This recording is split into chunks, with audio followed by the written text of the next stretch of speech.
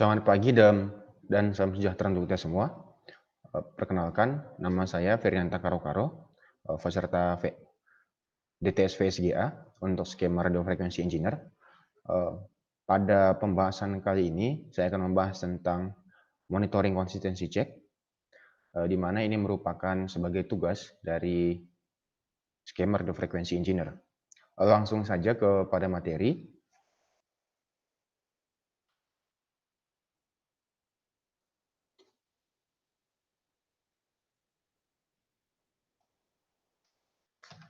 Adapun topik pembahasan dalam presentasi ini, yang pertama itu ada monitoring consistency check, yang kedua itu melakukan pengambilan data alarm, yang ketiga itu adalah melakukan pengambilan data statistical measurement, selanjutnya itu melakukan pengambilan data configuration, dan yang terakhir itu adalah melakukan pengukuran traffic.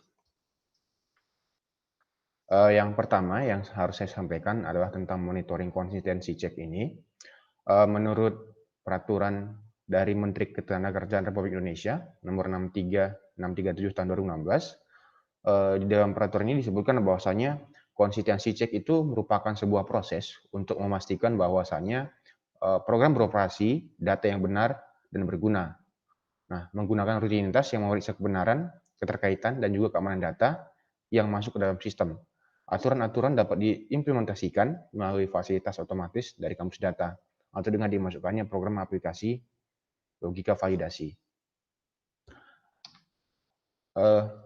Menurut peraturan ini juga, untuk monitoring consistency check itu terdapat 4 persyaratan untuk kompetensinya.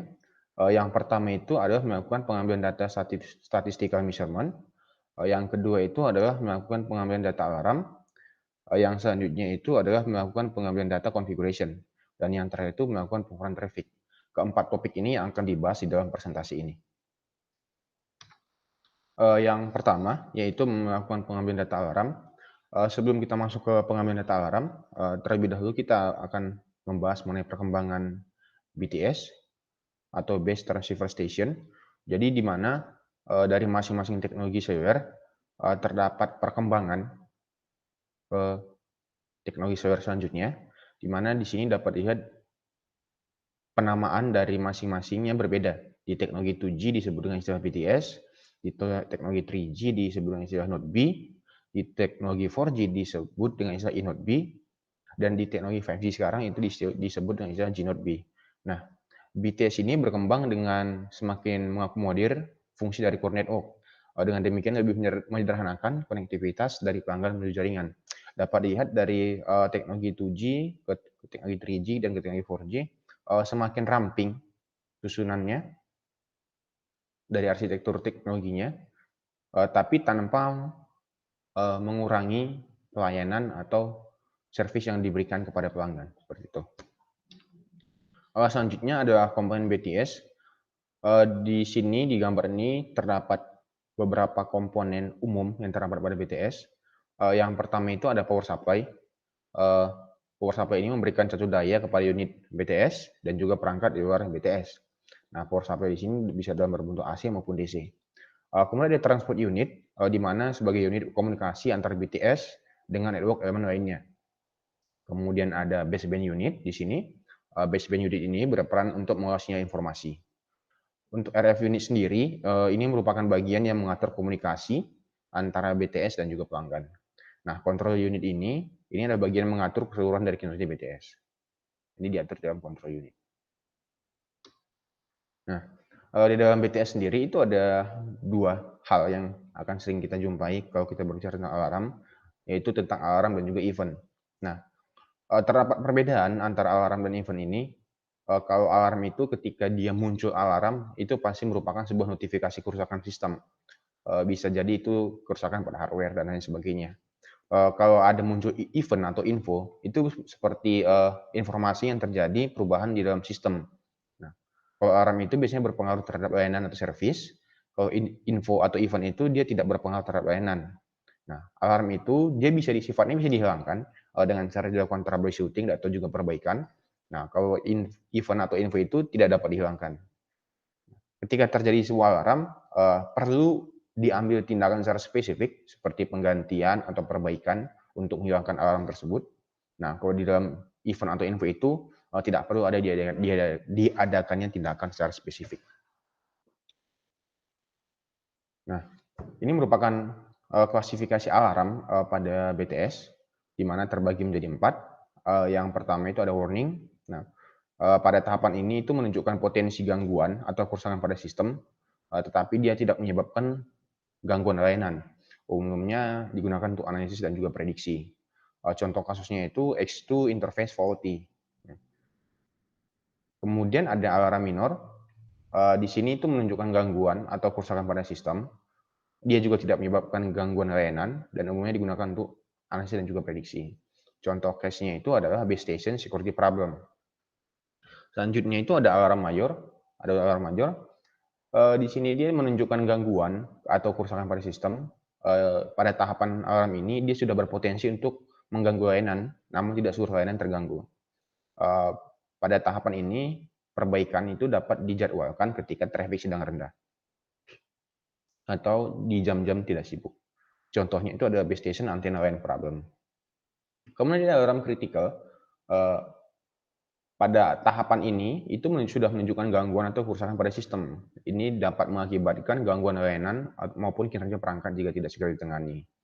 Contohnya misalnya base station connectivity problem.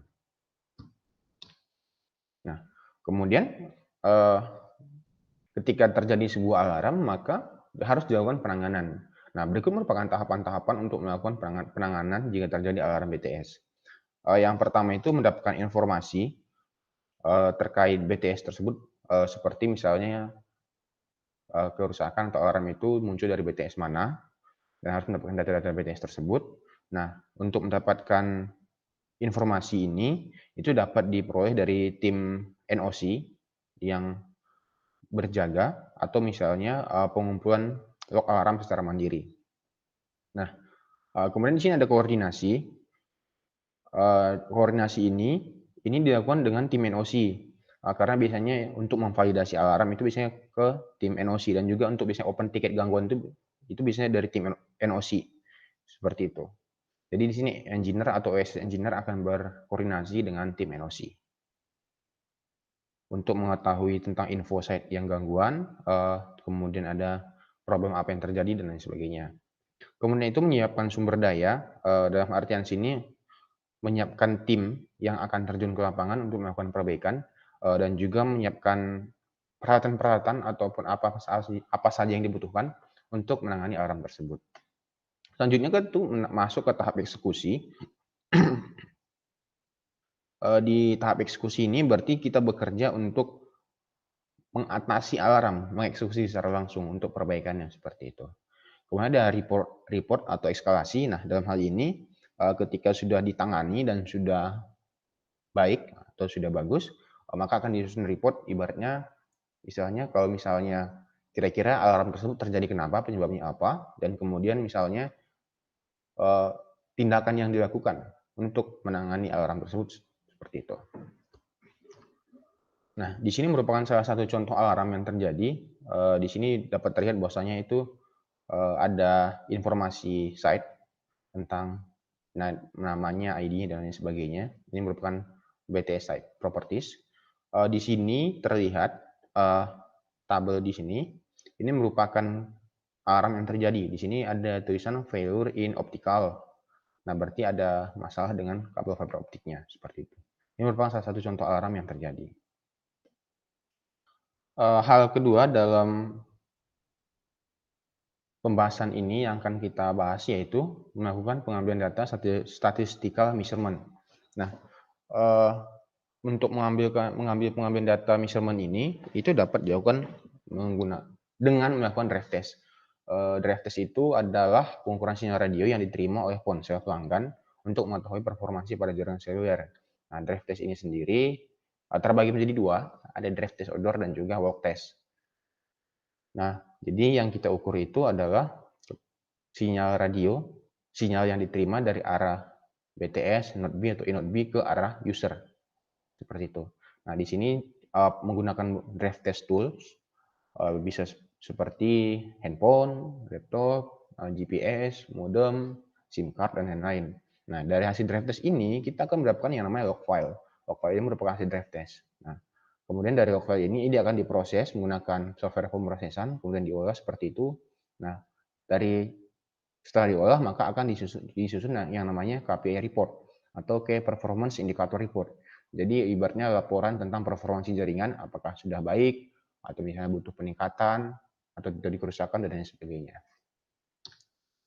Nah, sebelum melakukan drive test, seorang DT engineer atau orang yang akan melakukan drive test itu harus melakukan kesiapan atau persiapan terlebih dahulu.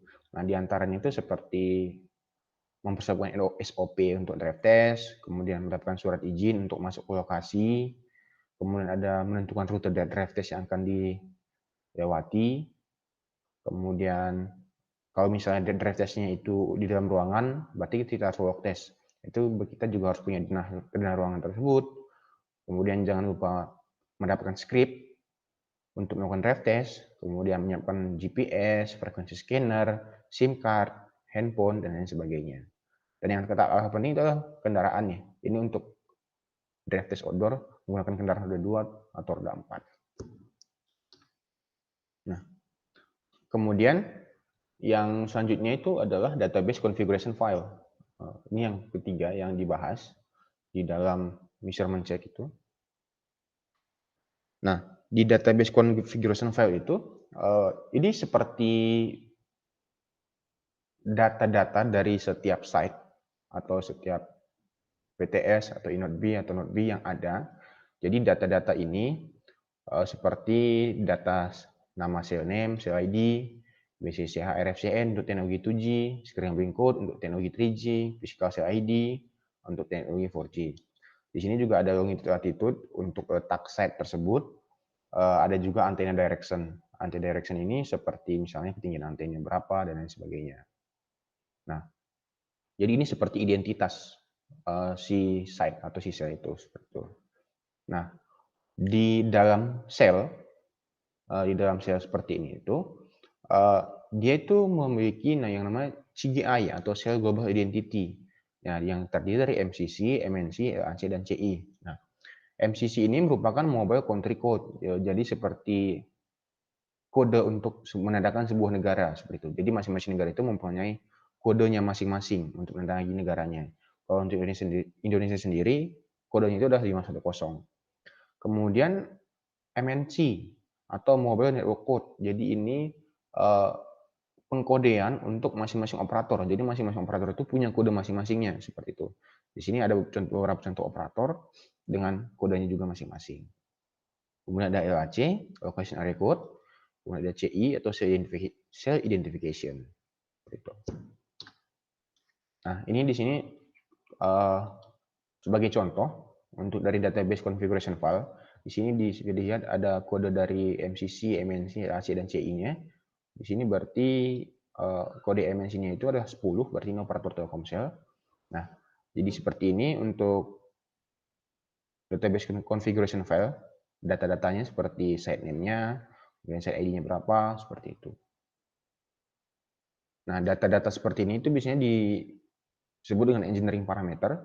Jadi kumpulan data-data site yang ada di sebuah wilayah dan dikumpulkan menjadi satu. Itu bisa menjadi data engineering parameter.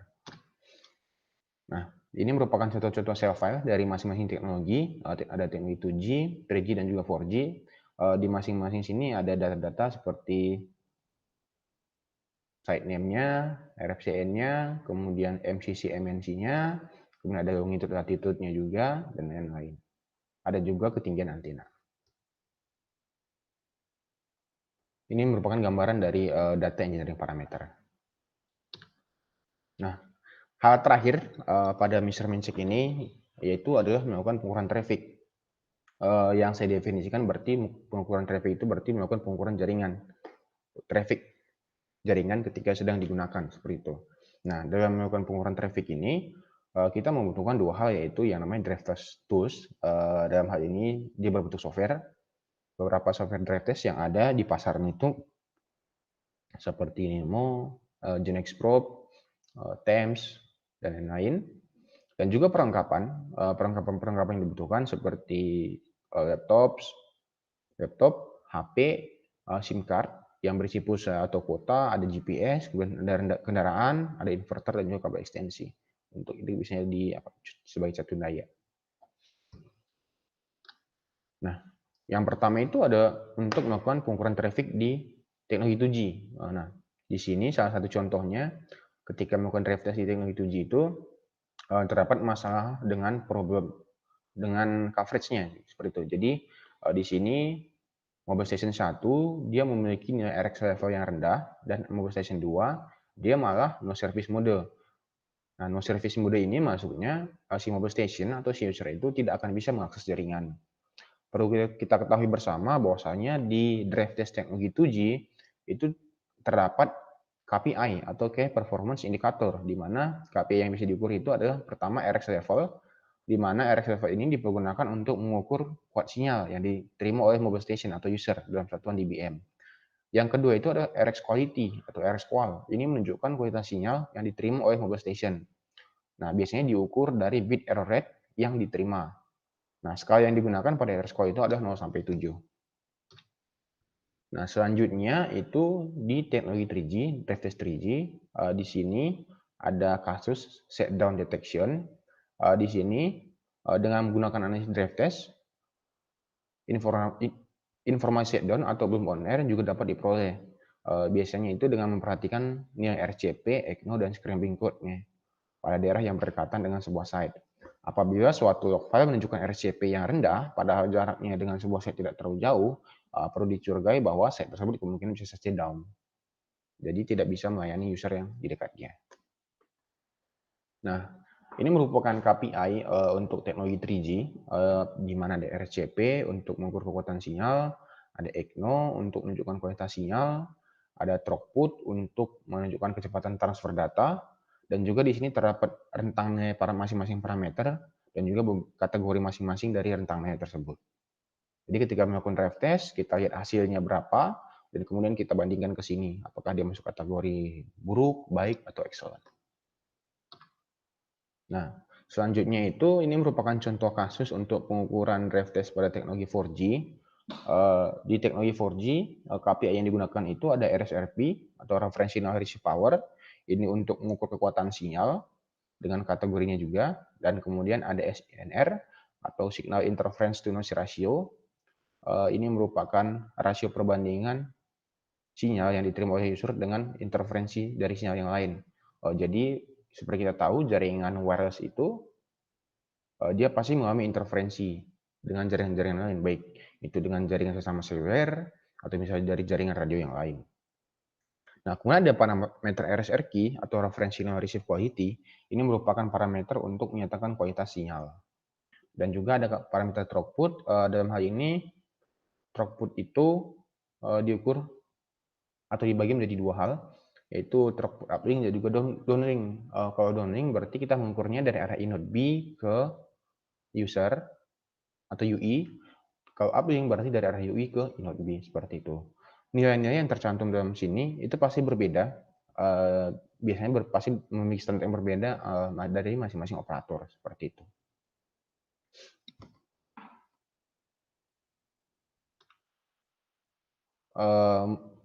Mungkin demikian presentasi yang dapat saya sampaikan.